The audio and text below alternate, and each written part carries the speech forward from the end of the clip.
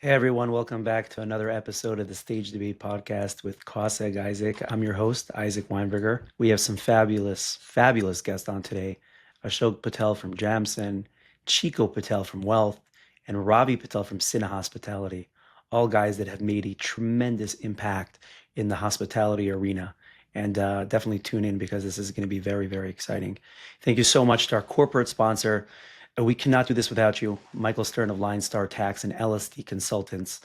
These guys are tax geniuses, strategists, guys that really come in, pick apart your portfolio, and really make you a lot of money, save you a lot of money, and make you a lot of money. So definitely reach out to them, reach out to me, and I can make the connect.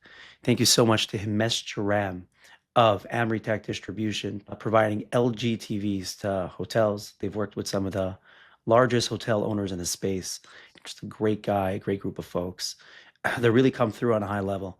So definitely reach out to them. Tune in, guys. I'm excited for this one.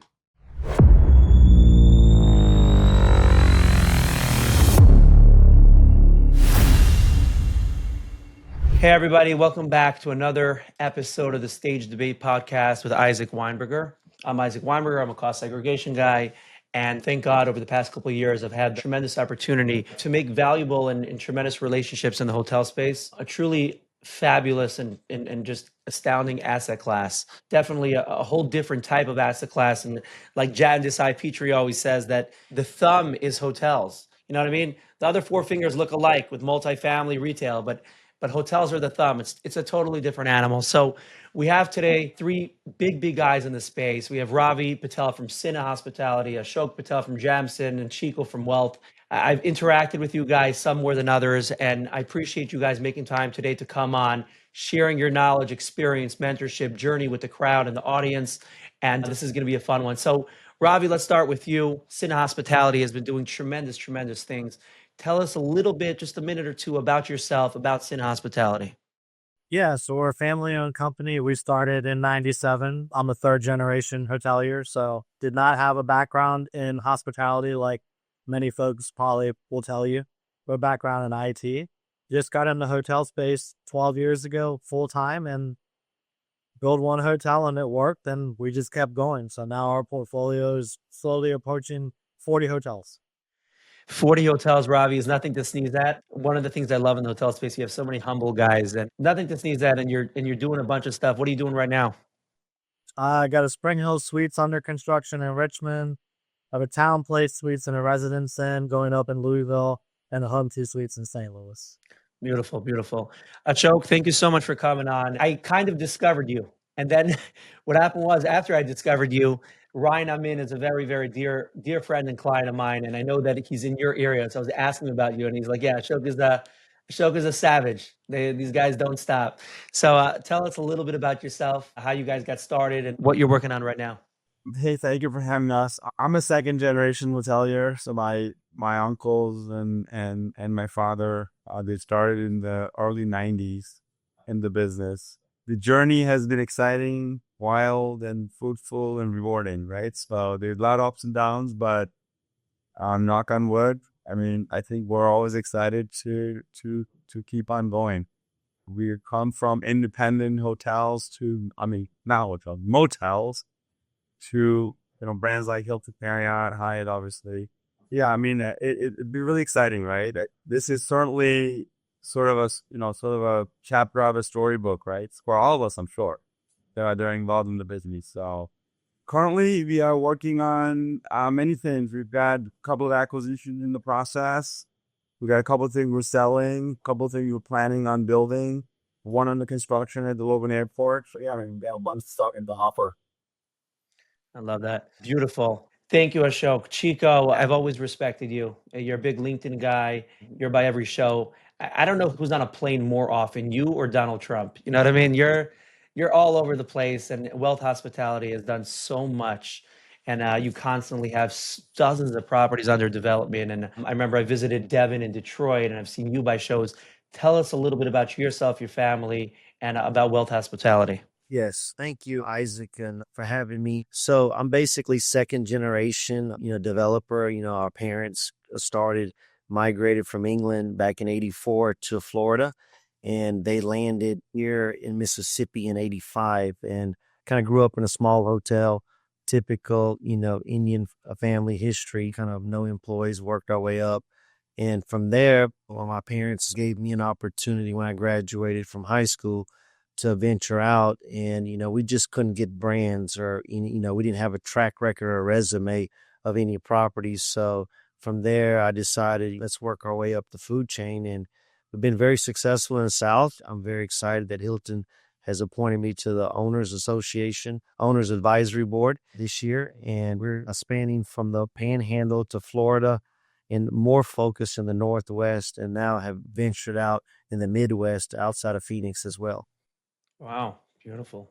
Wow. So Chico, tell us a little bit more, and then we'll get to Ravi and Ashok as well. The early beginnings, was hotels always your destiny just because your family may have been involved? Was there a certain point that you contemplated just taking a whole different path? Talk about those early days. Growing up, I'm a Bob Vila, This Old House type of guy. We used to watch it every day at the dining table with our parents. We were very hands-on. We did everything ourselves, from painting the parking lot stripes to landscaping the tiles. We used to put borders and wallpapers in our rooms, installing furniture, anything that we could as kids. But I ventured out into restaurants when I got out of high school. It was called Garfield's Restaurant and Pub. And I really wanted to get in the restaurant business because you didn't have a mentor or anyone pushing me or opening the doors. We grew up in a small town, wasn't surrounded with big hotel developers in our market. And I decided to venture off into restaurants, and we did well for the first several years. And as the market shifted, a lot of the outdoor lifestyle centers came into our market. We had 2 big indoor malls, and in a matter of 2 years, almost 70 plus restaurants opened up outdoor in the lifestyle centers around town.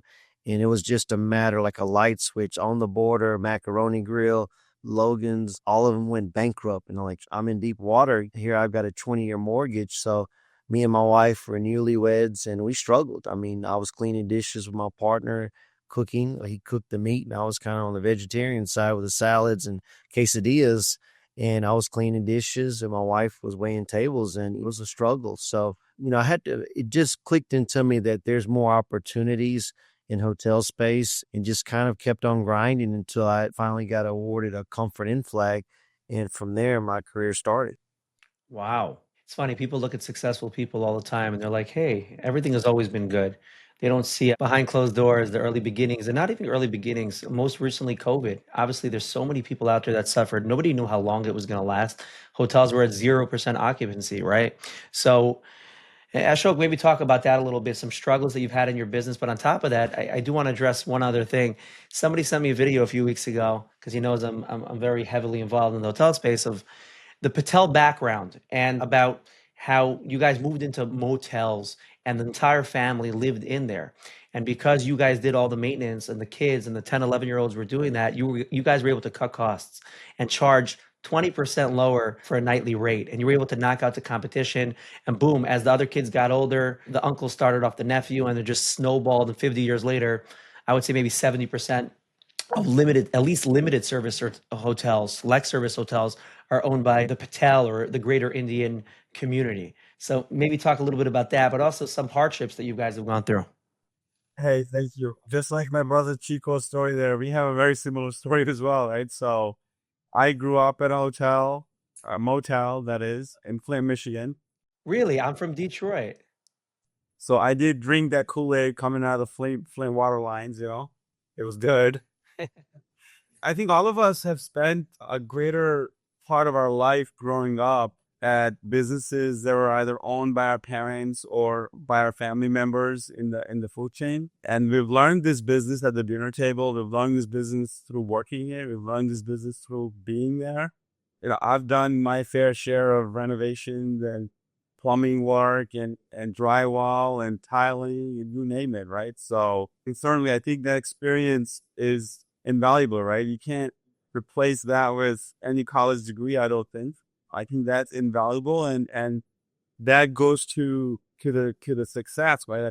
I think the success that all of us have enjoyed over the last 20 plus years is the fruit of the labor. So certainly I think all of us have gone through that struggle all of us have had that very humble beginning. All of us had that. I need to scrape the bottom of the barrel to make it work, certainly.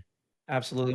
When COVID hit, and by the way, I so relate and agree with you. When your back's against the wall, you're going to figure out how to get out of it, right? And there's only one way to teach you that. And I always have this conversation with friends and family that all the schools and colleges teach you about science and teach you algebra, and it could be it sharpens your brain at the same time.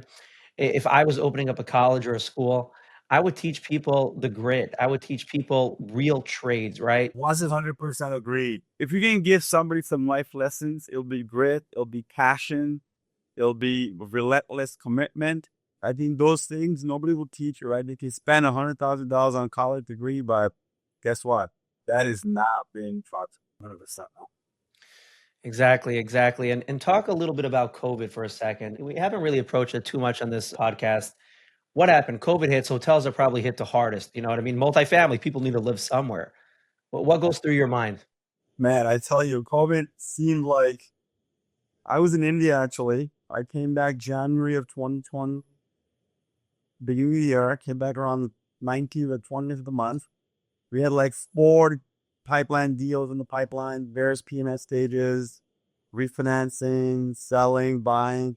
I think March 15th, President Trump shuts down the international borders with air traffic control being the first ones to go. And we're sitting in the office. We're like, okay, we're doing like 70% occupancy the night before, and the night after we're at like 20%, right?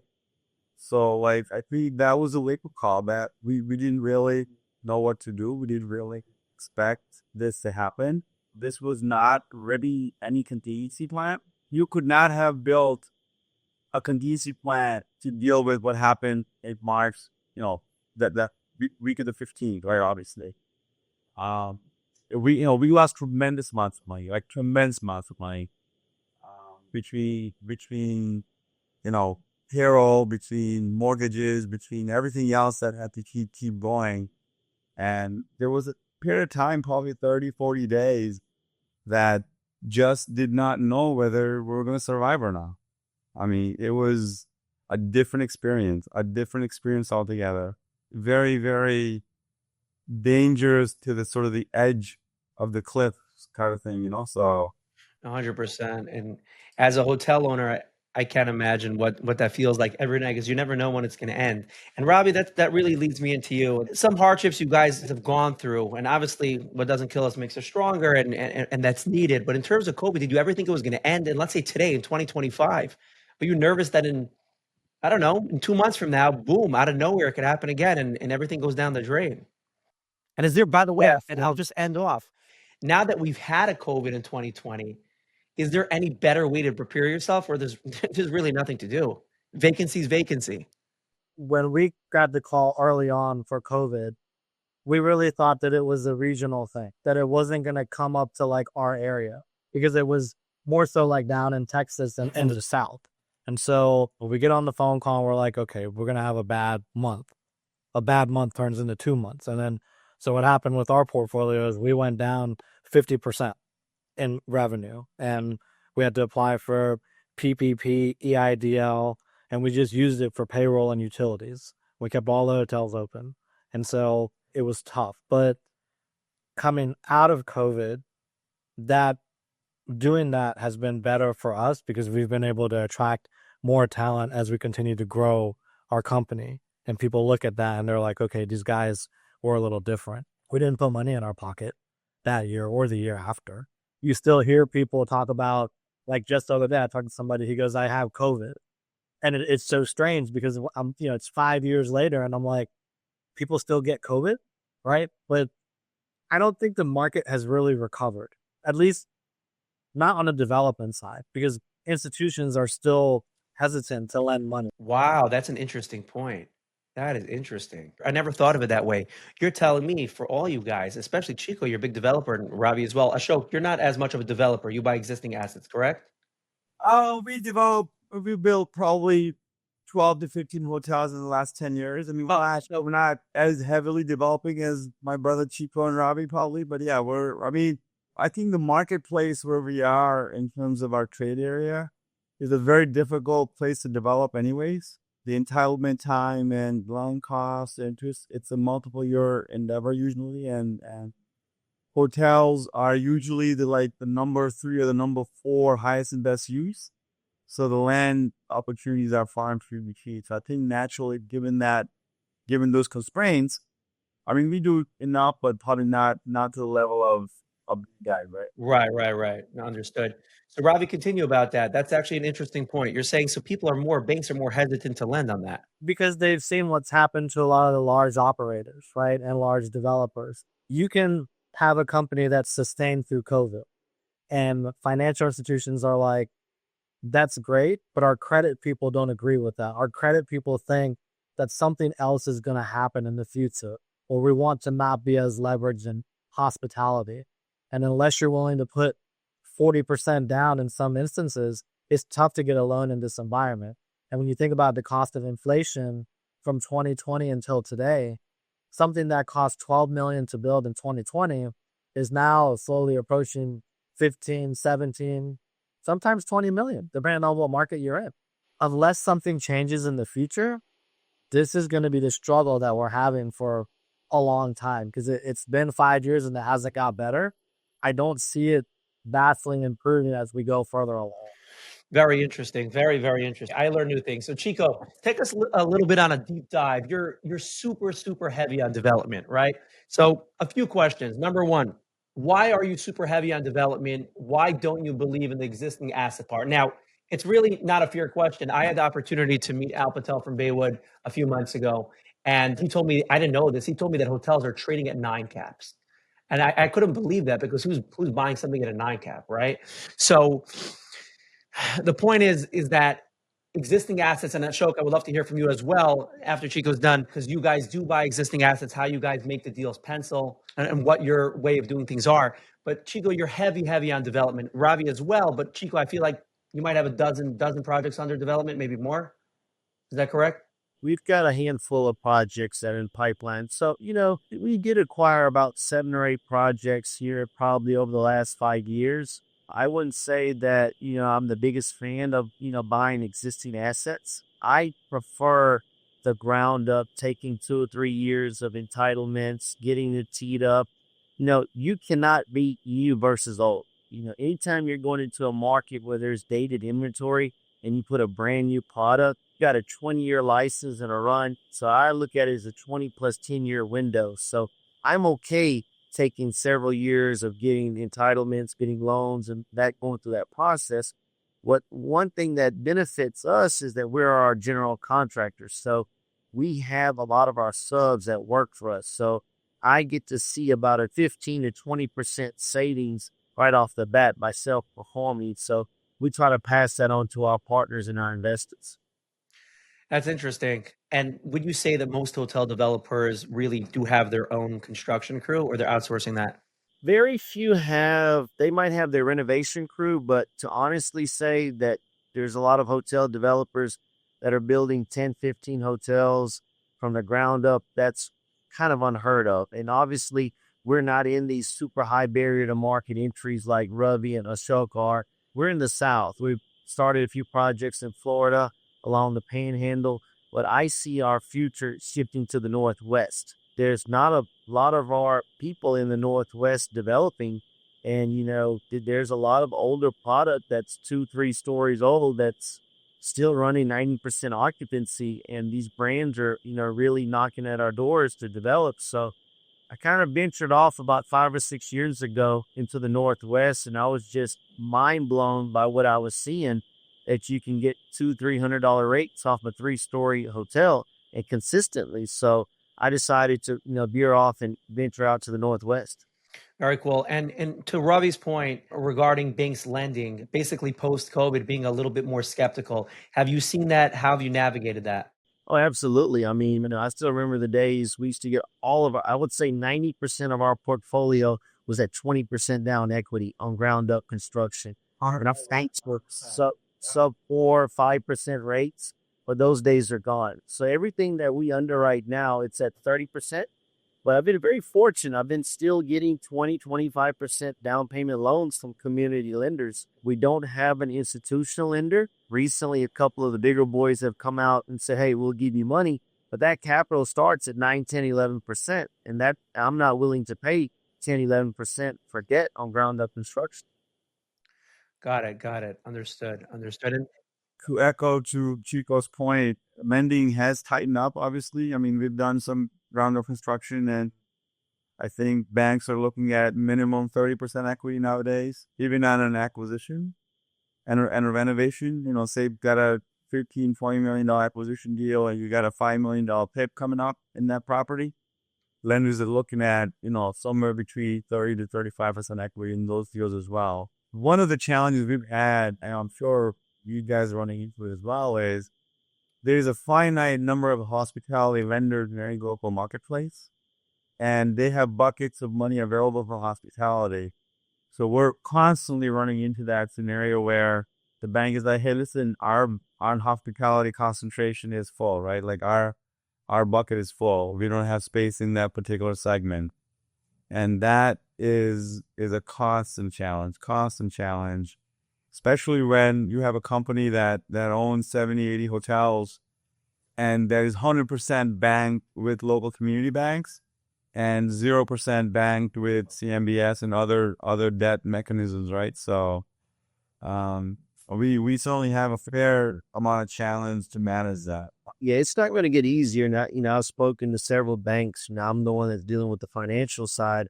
And the big thing they're saying is these loans aren't getting paid off. So the buckets are staying filled. It's not like Chico has nothing against you. You guys are great operators. You're great developers.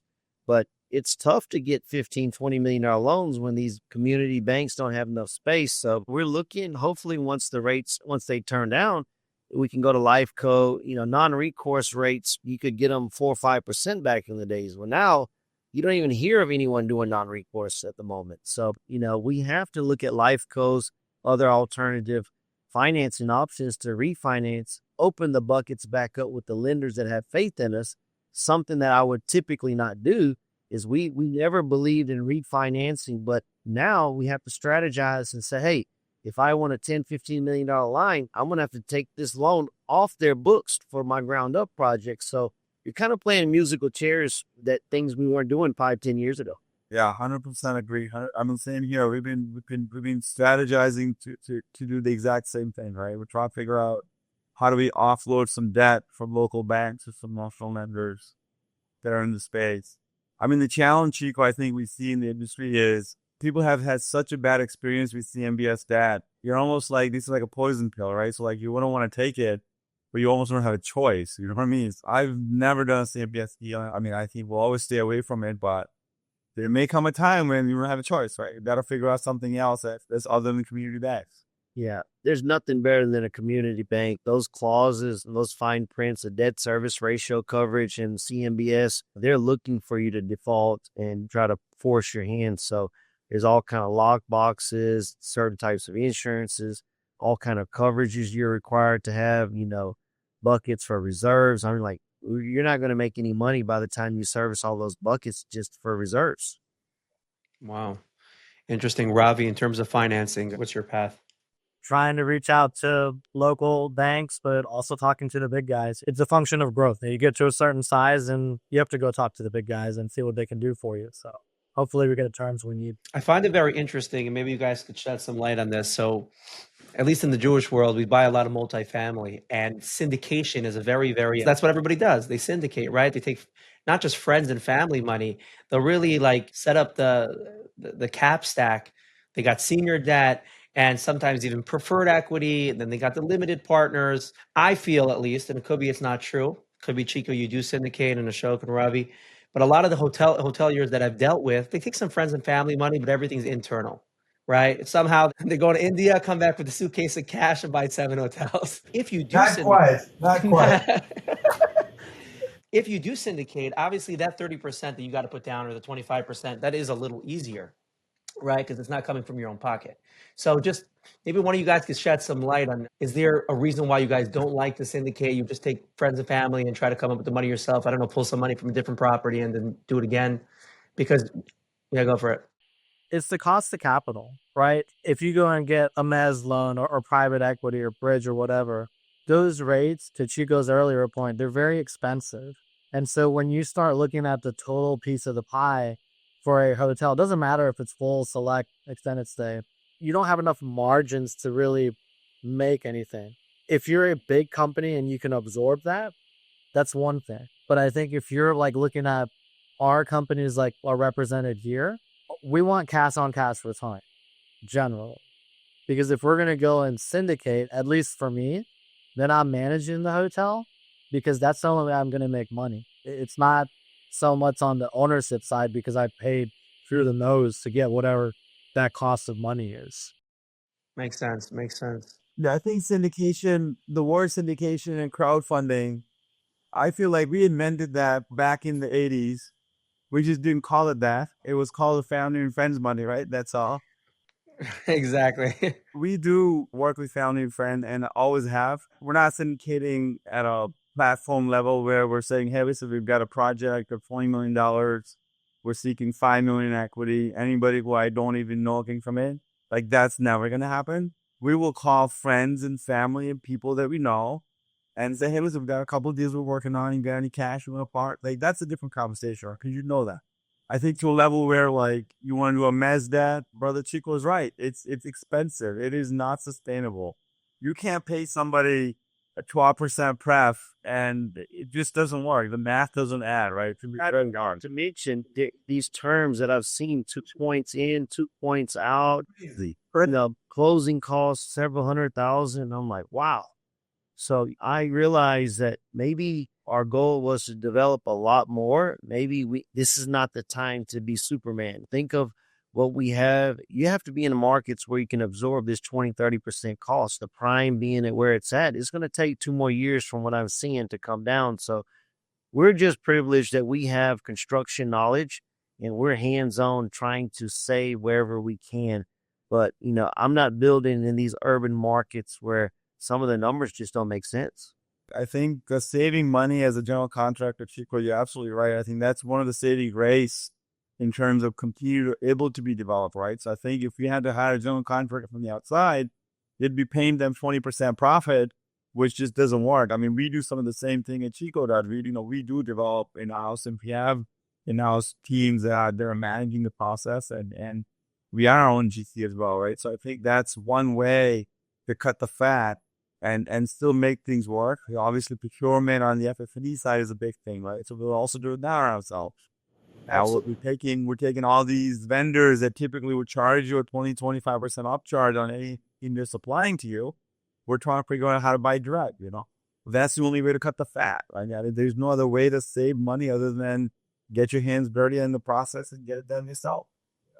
I agree. So...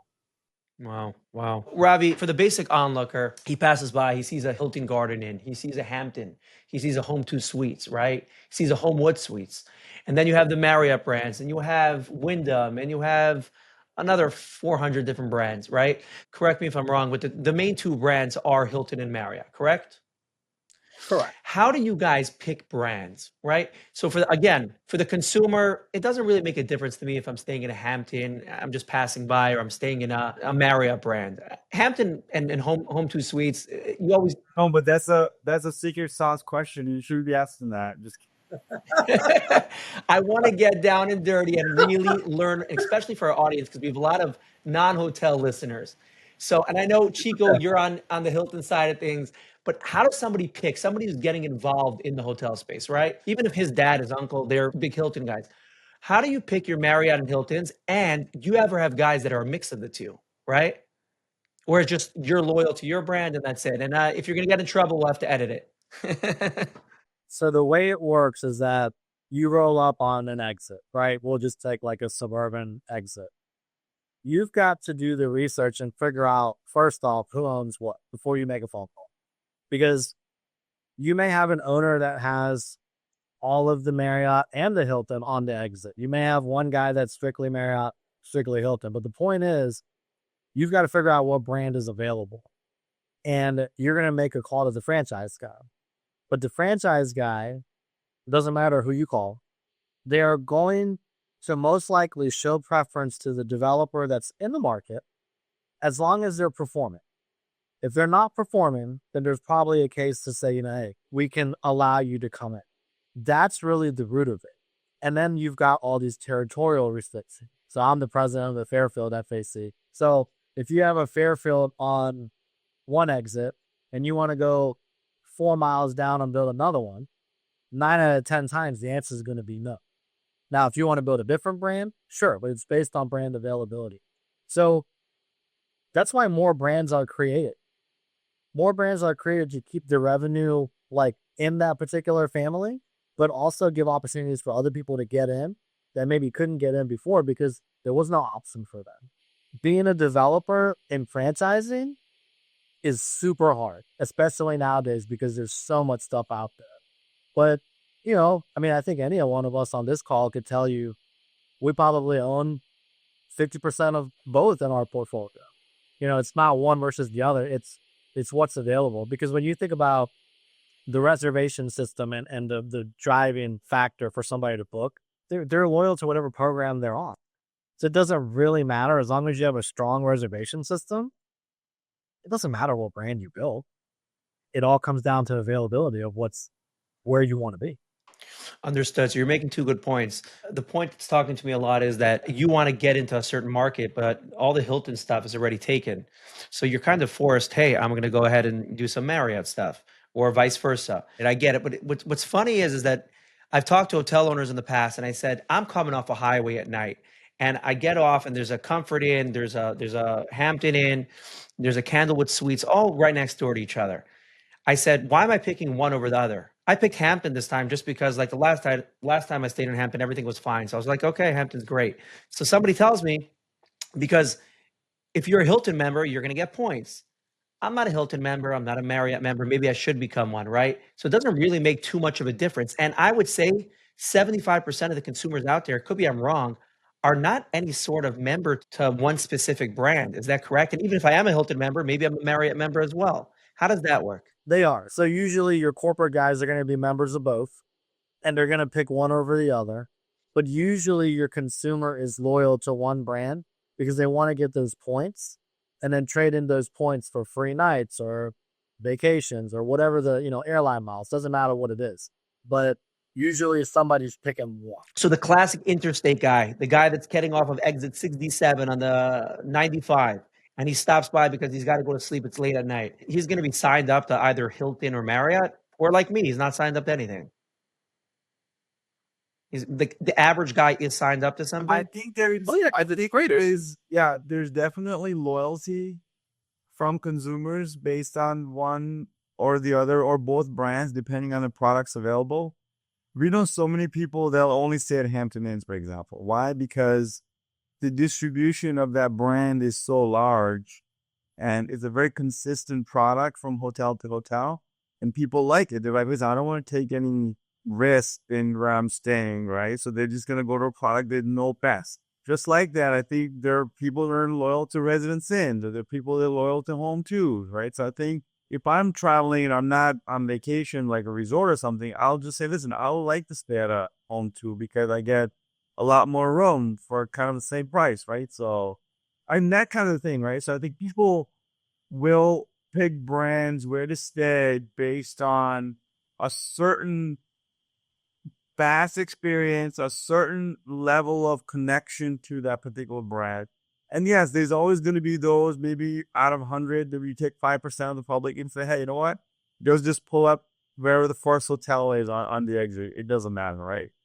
But for the most part, I feel like people do have some choice they're making, which is based on something that they had experience in the past. Got it. No, that makes sense. And what are you guys dominant on? Hilton brands? We have pretty much 50-50, I think. We've got like 20, 25 Hilton products, 20, 25 Marriott products. We have a bunch of IAG Express as well. Much like Ravi said, right? We're going to see what particular product is missing from the marketplace. And we're going to see how that product can be developed and or converted within that marketplace and how will that impact, right? So I think that's kind of the analysis that we all go through and see, hey, you know what? Maybe this is a Marriott product or even a Hilton product. So even within those brands, a family of brands. We I think we have our favorites, right? Like all of you must agree that if there's a home to available, you do that first, and then it's still an option. You can do a Hampton. It's still an option. Your residence in. Like I think that's kind of the packing order right now. So No, for sure, for sure. Home two is always nice. But what's interesting is you have the home two, you have Homewood, you got Hampton Inn, you got True by Hilton. I feel like the intricacies are so slight, right? We're talking about very similar styles. It's interesting that there's so many brands, so many different types that are so close together. Is that correct? It's like Baskin Robbins. You pick your flavor. Exactly. I guess you're right. The largest intricacy can make a difference. I used to think that too, but we were one of the earlier developers with the True brand. And honestly, right now, we've been very happy with the Trues. And I think nationwide, the True ADR is higher than Holiday Inn Express. So as more come on board with the new ground up construction, I think that's a brand that's been spectacular for us. A lot of people were against it. It's not a REIT institutional selling asset. We're not looking to just build to flip. We're looking at operational costs. I just saw a 10-year renovation PIP on a True. I mean, you're talking just a few $100,000, which is unheard of. We're currently building several combos with Home 2 Trues, and I really like the Home 2 brand, like Ashok said, with the True. I don't think you can go wrong. But as far as market goes, obviously, I'm a big fan of Hilton. Where I'm developing at, there's not a lot of Hilton products, so I'm more Hilton heavy, but I'm not against IHG or Choice or any of the other brands. I opened our first Wood Springs, and I've been very, very happy. I mean, I can name the expenses off the top of my head, and you can run that entire hotel with 4 to 5 people. You cannot do that in any other brand. So I think the Studio Res, the Live Smart, the Wood Springs concept, if you're a beginner looking into it, I advise a lot of these young guys look into these extended stays where you can survive off a low payroll, because that's one of our main burdens is keeping the labor burden down. So I think those 3 particular models that they have, and the Wood Springs model has been very, very successful. It's just, I don't think a lot of our Indian community has been exposed to it. All right, cool. I agree actually very much, Chico. I think there is, like I said, it's not Hilton, Marriott. Obviously, they're very easy to finance, right? Obviously, because lenders love them, and there's less problems with them. But like I said, I think Choice and Wyndham and other brands, Best Western, they all perform, right? It's not like they're zeros. I think in the packing order, everybody has a place on the exit, right? They all can have their meaningful business. And with the right amount of amenities and the right amount of service and the right amount of freshness to the product, they ought to be successful. I don't believe that one can be unsuccessful versus the other. Yeah, I agree. Everyone keeps saying brand, brand, brand, but no one talks about what is your basis points? What is your overall cost? Everything goes on your basis. There's some days ins and Super 8s, and a $3-4 million investment is going to make more than a $15 million hotel. So it depends what you're looking for. I mean, there's a market, a sector for every class in hotel space. So we all made a lot of money off our exterior properties starting out. And now looking back, I wish I would have retained them, because today they have almost doubled in what they're charging, and the operation cost is nothing in those assets. So someone has a lower basis. There's nothing wrong with that independent lower tier exterior a quarter hotels. Not too many people can afford a $20-30 million down payment. So we're open to every class. Yeah, what they used to say, right? Build a Super 8 to impress your wallet, but you build a Hampton or a Hilton or a Marriott to impress your banker. That's what they used to say, because the Super 8 used to have a higher margin per dollar invested versus your other brands that we all do today. I think that is still true, right? Chico said, I think cost basis is everything. If you fell with cost fixers, that's everything. Back in the days when we were building early 2000s, we could make our money back in a couple of years, where now you have to go into markets and realize you're going to be building equity, but you're building equity in larger assets. So your cash flow might be less, but you'll still get the depreciation, but your equity that you're building is double or triple what we would have done 20 years ago or 10 years ago. So it's kind of a balancing act. What can you sustain? I'm a Marriott guy. Now, Ravi, you got to give us the pitch. Ravi, I want to hear you pitch. Spring Hill, Fairfield, let's go. I love them for. I mean, I've built Marriotts for so many years. It's my go-to. I mean, look, they all make money. At the end of the day, it's all about costs. You got to get your costs down. Listen, if you guys keep your pools open till 12 o'clock a.m., I'll stay by Spring Hill versus Hampton Inn. I was by Hampton last night. Pool closes at 10. There's no lifeguard on duty. What does it hurt to keep it open till 11:30? If it was honestly, Isaac, if it was up to me, I'd have no pool in the hotel. Yep, I agree. By the way, I have a pool in my backyard, and the headache that comes along with pools is insane. Pool is one of the amenities. I mean, listen, I think we have many hotels that don't have a pool now, right? Because they're in a marketplace where it just doesn't matter. People don't care. People don't like. We haven't lost any revenue because of it. Yeah, certain markets you need a pool. Destinations, vacation spots, things like that is obviously pool is a very, very critical part of the amenity. But like, I think a large percent of the markets, a pool is optional. I mean, I would rather do like a couple of big like entertainment sort of spaces. I would rather do a larger fitness space, for example, that people can really, really utilize. Pool is a drainage. It requires a lot of money to maintain. It eats up everything the chlorine comes in contact with. And it's not cheap to make. It's not cheap to keep, right? So yeah. So I agree. If I could build an indoor pool or an outdoor pool, I would suggest an outdoor pool because that humidification system tears down the mold, the mildew does penetrate into your interior walls. It's a full-time headache. So what I've learned is a lot of properties in the Northwest where we are doing it, we kind of do a detached pool where it's kind of outside the building footprint. It costs a little bit more. But if I had an option to get away with a pool, I agree with you. I think an outdoor fireplace, a larger patio area where people can hang out, that's where we put more emphasis. But the swimming pool days, unless you're a destination, I think it's a waste of time. Okay, it's good to know if I'm ever in Boston not to stay in any of Ashok's hotels. You know what I mean? there you go. There you go. No, I Guys, think other amenities are catching up, right? Like, people are thinking about like indoor golf simulators, for example. Like, if you could put a couple of those in your lobby or an off space entertainment from the lobby, right? I think those are like we've been thinking outside the box and trying to figure out, hey, how do we put entertainment in the hotel that is a lot more meaningful, a lot less money to maintain, and it can have a wide range of users, So they've done like game zones, for example, in some hotels, right? Because those are, those can actually make you money, right? If you got a destination hotel with where families and kids come all the time, if you had a game zone in your hotel, imagine, people be buying those cards and charging credit cards all the time because that's an amenity that wants to be used. So I like that. I like that. Good stuff, guys. We're nearing the end of the show. I got to be out of here in a few minutes. So just got back from Virginia today. So I got to get home. So Ravi, let's start with you. A one-liner that you would throw at a newbie hotel investor, really what it all boils down to. If you would have to give him a 30-second piece of advice. You're in it for the long haul.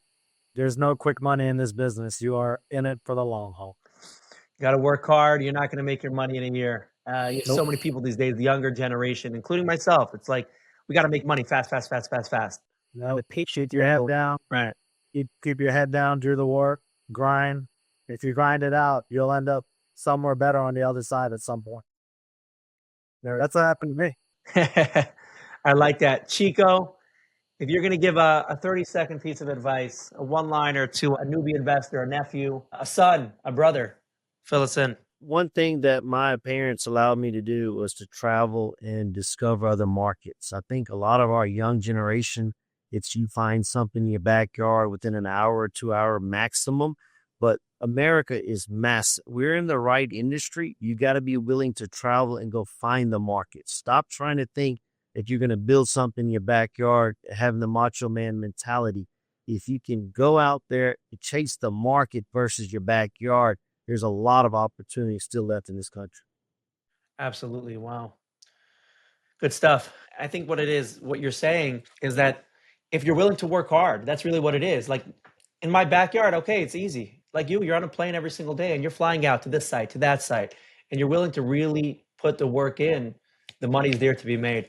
I love it. Ashok? I always tell everybody that wants to be in the business, I say, listen, you know what? There is no such thing as a bad investment. It's a combination of product, people, and debt. If you can get those three things in the right proportion, the right amounts, I think any hotel project can be successful. I love that. I love that. Okay, we gotta be careful with such a line. You can't just throw your money at the wall, right? Obviously, with some sort of thesis and mentorship, but at the same time, and people are so scared to take some risks. You got to jump up and do it and have the right people around you to advise you. But yeah, 100%. Guys, this was incredible. This was one of my funnest episodes, I have to say, and I never said that before. So, thank you guys for tuning in to another episode of the Stage Debate Podcast. This was fabulous. This was a lot of fun. Thank you, Ashok. Thank you, Ravi. Thank you, Chico. I'm excited for the listeners. Guys, this is where it's at. A lot of fun hospitality talk. So definitely watch us and follow us on YouTube, Spotify, Podbean, Apple. Connect with me on LinkedIn. Let's talk. If you'd like to sponsor or be on an episode, definitely reach out to me. Have yourself a wonderful day.